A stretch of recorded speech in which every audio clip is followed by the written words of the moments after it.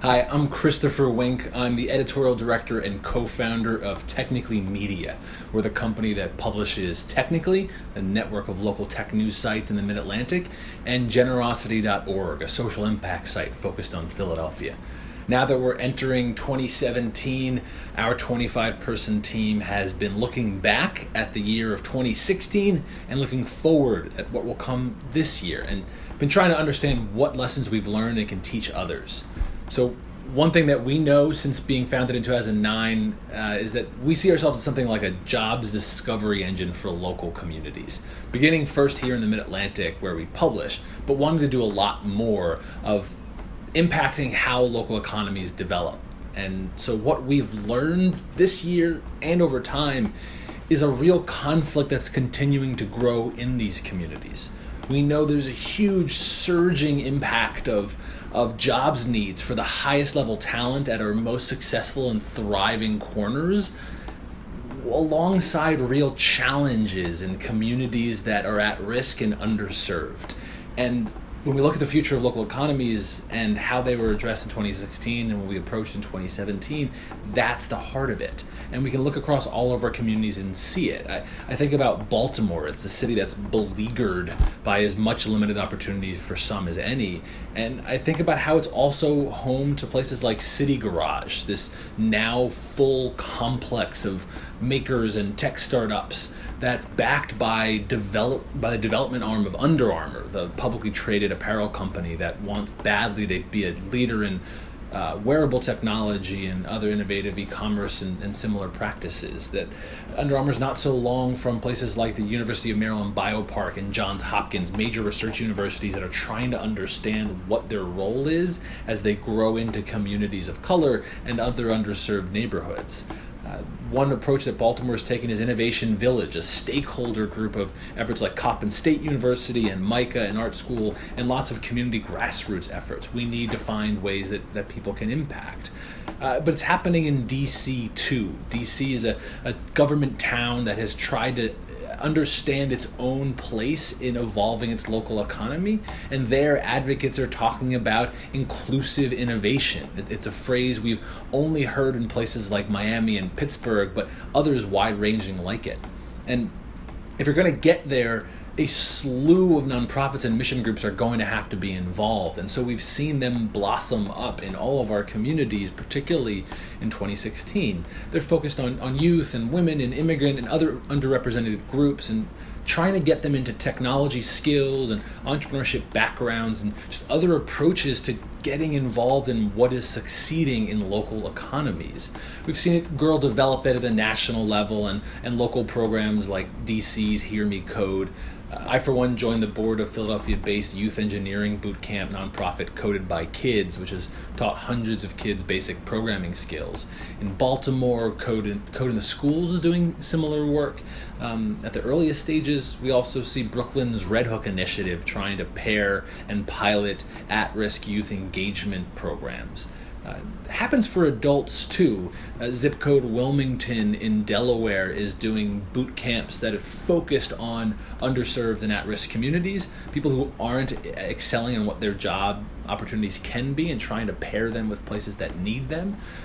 But frankly, long-established programs are just growing alongside these trends too. We see First Robotics, that network of youth robotics programs, and Adult-Minded Empower in New York, and Tech Impact in Philadelphia, and groups like them trying to match skills that underserved communities can develop with these surging local economies that they all rely in. And the lesson here is you can see what a young or early stage development tech community will be in the future by seeing how their startup sector looks right now. So in a place like Brooklyn, the consumer facing tech companies that have come to define that community, they can't hire fast enough.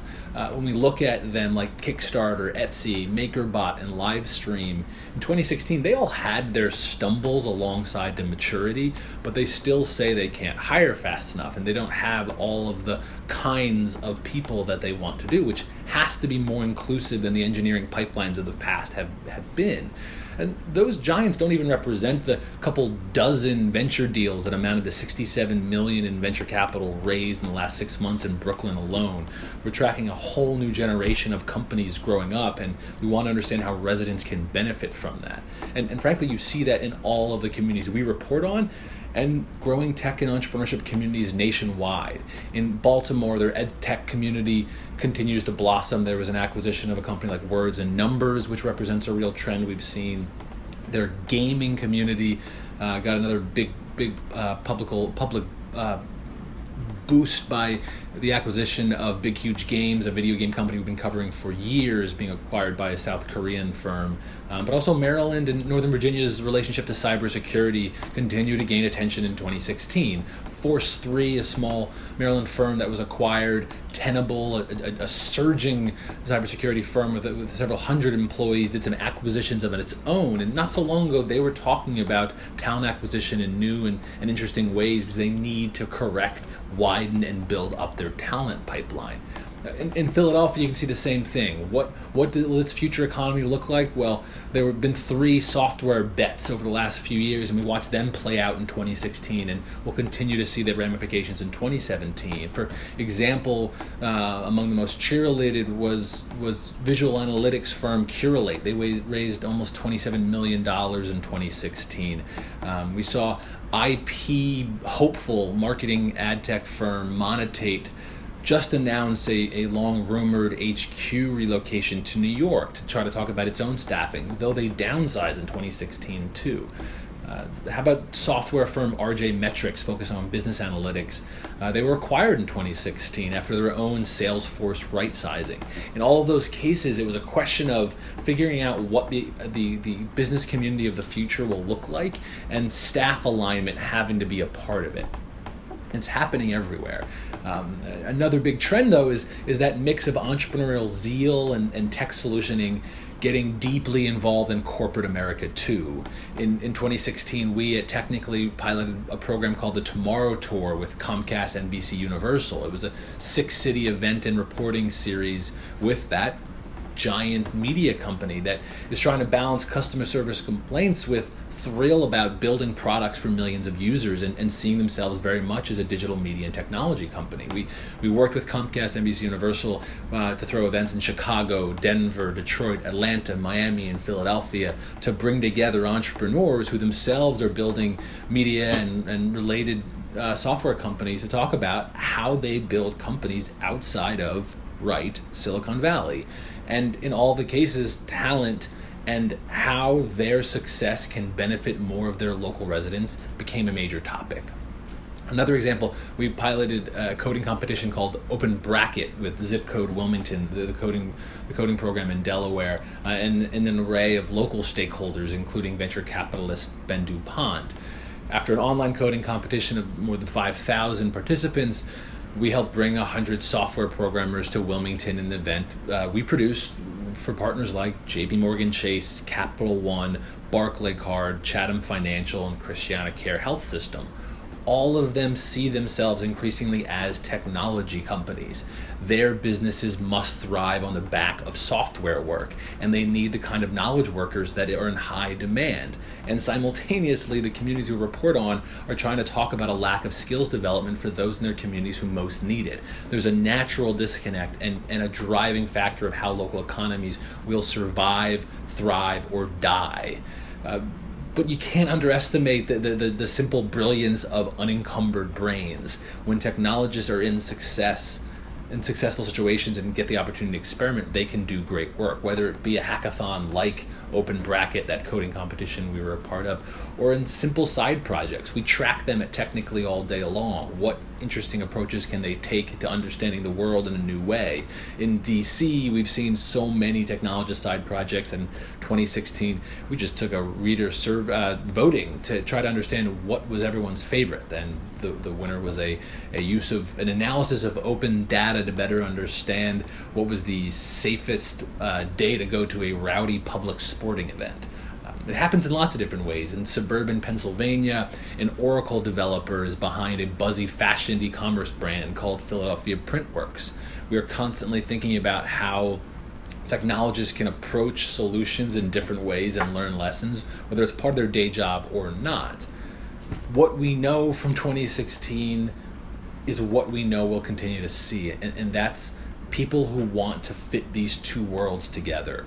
What is working best in our local communities and what is still struggling and being challenged. We need to combine the two.